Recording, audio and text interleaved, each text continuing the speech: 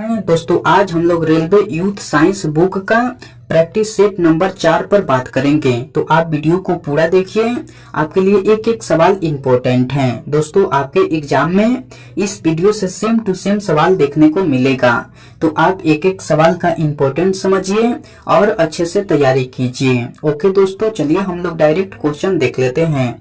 Next question 1 number कह रहा है कि निम्नलिखित में से कौन सी अदिश राशि है। 4 ऑप्शन दिया गया है, इनमें से आपको चुनकर बताना है कि कौन सी अदिश राशि है। तो द्रव्यमान जो है आपका अदिश राशि है। कौन है दोस्तों?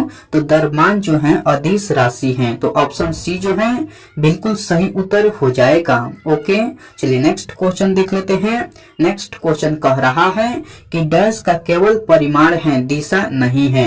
तो आपका सही उत्तर हो जाएगा कार्य का केवल परिमाण है, दिशा नहीं है। किसका दोस्तों? तो कार्य का केवल परिमाण है, दिशा नहीं है। तो ऑप्शन ए जो है बिल्कुल सही उत्तर हो जाएगा। ओके, चलिए नेक्स्ट क्वेश्चन देख लेते हैं।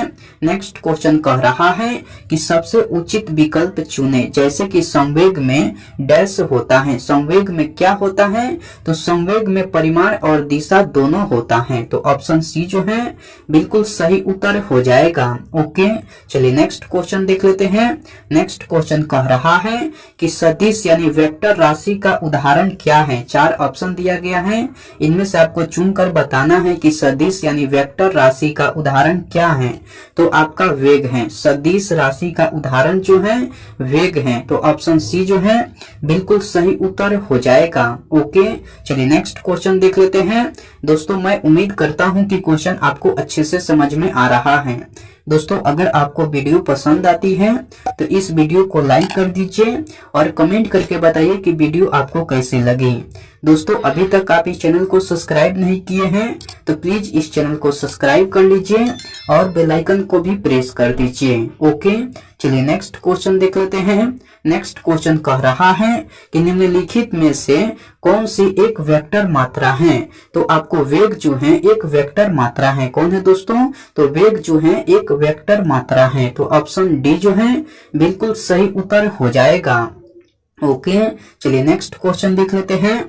नेक्स्ट क्वेश्चन कह रहा है कि निम्नलिखित में से किस जोड़े की दिशा हमेशा एक समान होती है।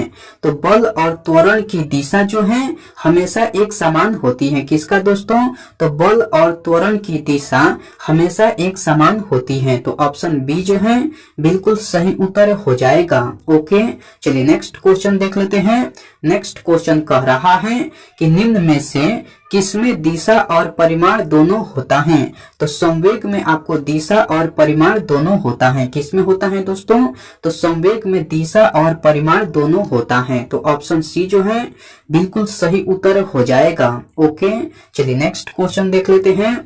नेक्स्ट क्वेश्चन कह रहा है कि आपको निम्न में से डैश अदिश राशि नहीं है। 4 ऑप्शन दिया गया है, इनमें से आपको चुनकर बताना है कि कौन अदिश राशि नहीं है।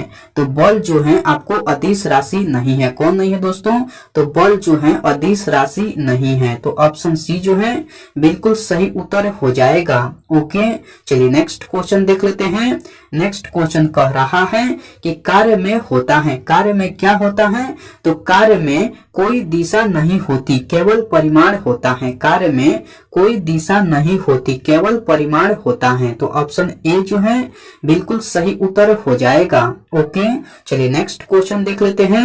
नेक्स्ट क्वेश्चन कह रहा है कि निम्न में से कौन अधिक काम कर सकता है। तो बंदूक की एक चलती हुई गोली जो है अधिक काम कर सकता है। कौन कर सकता है दोस्तों? तो बंदूक की एक चलती हुई गोली। ऑप्शन बी जो है बिल्कुल सही उत्तर हो जाएगा। ओके, चलिए नेक्स्ट क्वेश्चन देख लेते हैं। नेक्स्ट क्वेश्चन कह रहा है कि एक वस्तु पर बल लगाने के बावजूद भी किया गया कार्य शून्य होगा यदि विस्थापन डैश हो। यदि उसका विस्थापन शून्य हो तो वस्तु पर बल लगाने के बावजूद भी किया गया कार्य शून्य होगा। तो ऑप्शन डी जो है बिल्कुल सही उत्तर हो जाएगा। दोस्तों मैं यह क्वेश्चन फिर से रिपीट कर दे रहा हूँ। क्वेश्चन कह रहा है कि एक वस्तु पर बल लगाने के बावजूद भी किया गया कार्य शून्य शून्य होगा यदि उसका विस्थापन शून्य हो। तो ऑप्शन डी जो है बिल्कुल सही उत्तर हो जाएगा। ओके, चलिए नेक्स्ट क्वेश्चन देख लेते हैं।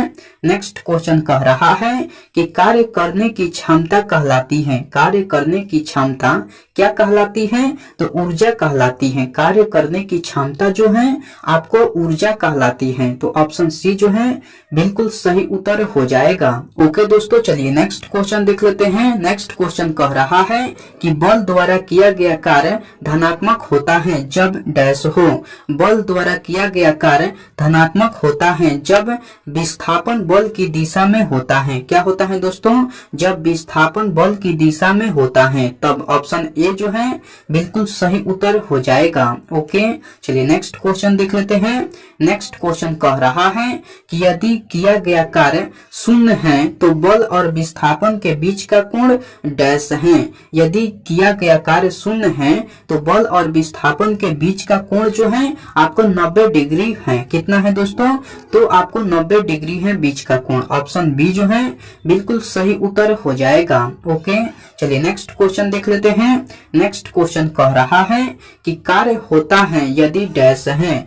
कार्य होता है यदि ऊर्जा है। क्या है दोस्तों? तो कार्य होता है यदि ऊर्जा है। ऑप्शन बी जो है बिल्कुल सही उत्तर हो जाएगा। ओके, चलिए नेक्स्ट क्वेश्चन देख लेते हैं। नेक्स्ट क्वेश्चन कह रहा है कि जब विस्थापन प्रयुक्त बल की दिशा के लंबवत हो तो बल द्वारा किया गया कार्य डैश होता है। जब विस्थापन प्रयुक्त बल की दिशा के लंबवत हो तो बल द्वारा किया गया कार्य जो है आपका शून्य होता है। क्या होता है दोस्तों? तो शून्य होता है। ऑप्शन ए जो है बिल्कुल सही उत्तर हो जाएगा। ओके, चलिए नेक्स्ट क्वेश्चन देख लेते हैं। नेक्स्ट क्वेश्चन कह रहा है कि किसी वस्तु पर किया गया कार्य निम्नलिखित में से किस पर निर्भर नहीं करता है। 4 ऑप्शन दिया गया है, इनमें से आपको चुनकर बताना है कि किसी वस्तु पर किया गया कार्य निम्नलिखित में से किस पर निर्भर नहीं करता है। तो आपको वस्तु के द्रव्यमान पर निर्भर नहीं करता है। किस पर निर्भर नहीं करता है दोस्तों? तो वस्तु के द्रव्यमान पर। ऑप्शन बी जो है बिल्कुल सही उत्तर हो जाएगा। ओके, चलिए नेक्स्ट क्वेश्चन देख लेते हैं। नेक्स्ट क्वेश्चन कह रहा है कि निम्नलिखित में से कौन अधिक कार्य कर सकता है। तो एक चलती हुई गोली जो है अधिक कार्य कर सकता है। कौन दोस्तों? तो एक चलती हुई गोली या चली हुई गोली अधिक कार्य कर सकता है। तो ऑप्शन बी जो है बिल्कुल सही उत्तर हो जाएगा। ओके, चलिए नेक्स्ट क्वेश्चन देख लेते हैं। नेक्स्ट क्वेश्चन कह रहा है कि डैश कार्य कहलाता है। तो बल गुने विस्थापन जो है आपका कार्य कहलाता है। कौन कार्य कहलाता है दोस्तों? तो बल गुने विस्थापन। ऑप्शन ए जो है बिल्कुल सही उत्तर हो जाएगा। ओके, चलिए नेक्स्ट क्वेश्चन देख लेते हैं। नेक्स्ट क्वेश्चन कह रहा है कि यदि बल F बराबर 0 है इसलिए किया गया कार्य W होगा। यदि बल F बराबर 0 है इसलिए किया गया कार्य W भी आपको 0 होगा। क्या होगा? तो W भी 0 होगा। ऑप्शन बी जो है बिल्कुल सही उत्तर हो जाएगा। ओके, चलिए नेक्स्ट क्वेश्चन देख लेते हैं। नेक्स्ट क्वेश्चन कह रहा है कि एक पिंड द्वारा किया गया कार्य निम्नलिखित में से किस पर निर्भर नहीं करता है।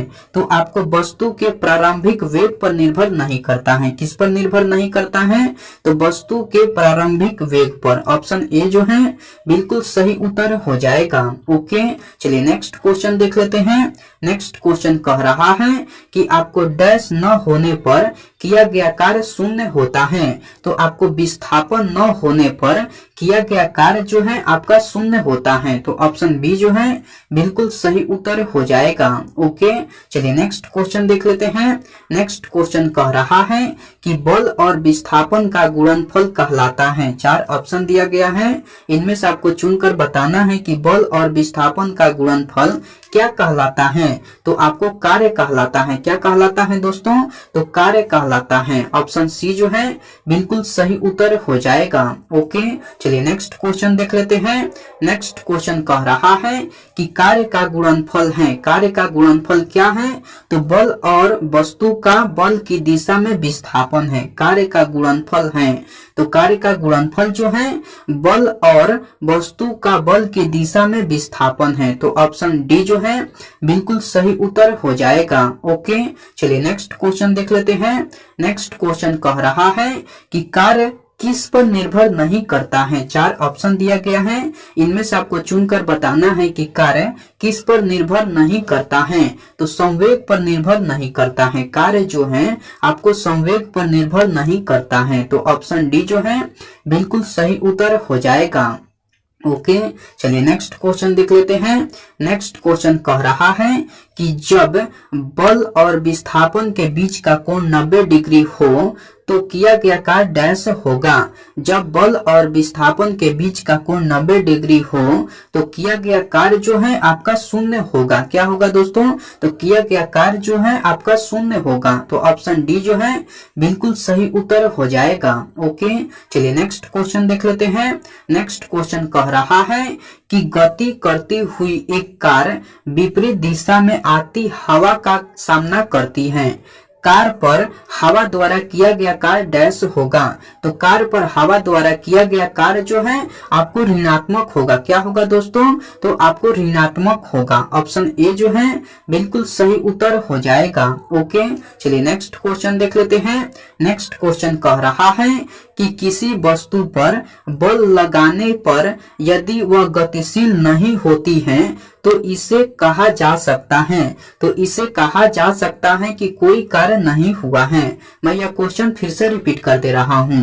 क्वेश्चन कह रहा है कि किसी वस्तु पर बल लगाने पर यदि वह गतिशील नहीं होती है तो इसे कहा जा सकता है कि कोई कार्य नहीं हुआ है। तो ऑप्शन डी जो है बिल्कुल सही उत्तर हो जाएगा। ओके, चलिए नेक्स्ट क्वेश्चन देख लेते हैं।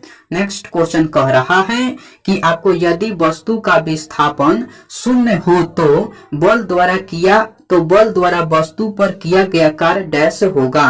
तो आपको शून्य होगा। मैं यह क्वेश्चन फिर से रिपीट कर दे रहा हूँ। क्वेश्चन कह रहा है कि यदि वस्तु का विस्थापन शून्य हो तो बल द्वारा वस्तु पर किया गया कार्य डैश होगा। तो बल द्वारा वस्तु पर किया गया कार्य भी शून्य होगा। तो ऑप्शन डी जो है बिल्कुल सही उत्तर हो जाएगा। ओके, चलिए नेक्स्ट क्वेश्चन देख लेते हैं। नेक्स्ट क्वेश्चन कह रहा है कि कार्य तभी हो सकता है जब डैश हो। तो कार्य तभी हो सकता है जब ऊर्जा हो। क्या हो दोस्तों? कार्य तभी हो सकता है जब ऊर्जा हो। तो ऑप्शन ए जो है बिल्कुल सही उत्तर हो जाएगा। ओके दोस्तों, आज का प्रैक्टिस सेट में इतना ही सवाल था। मैं उम्मीद करता हूं कि सारे सवाल आपको याद हो गया होगा। दोस्तों, अगर आपको सारे सवाल याद नहीं हुआ है तो आप इस वीडियो को फिर से देखिए। आपके लिए एक एक सवाल इम्पोर्टेंट है। दोस्तों, आपके एग्जाम में इस वीडियो से सेम टू सेम सवाल देखने को मिलेगा। तो आप एक एक सवाल का इम्पोर्टेंट समझिए और अच्छे से तैयारी कीजिए। ओके, मैं आपसे नेक्स्ट प्रैक्टिस सेट में मिलता हूँ। तब तक के लिए टेक केयर दोस्तों एंड बाय।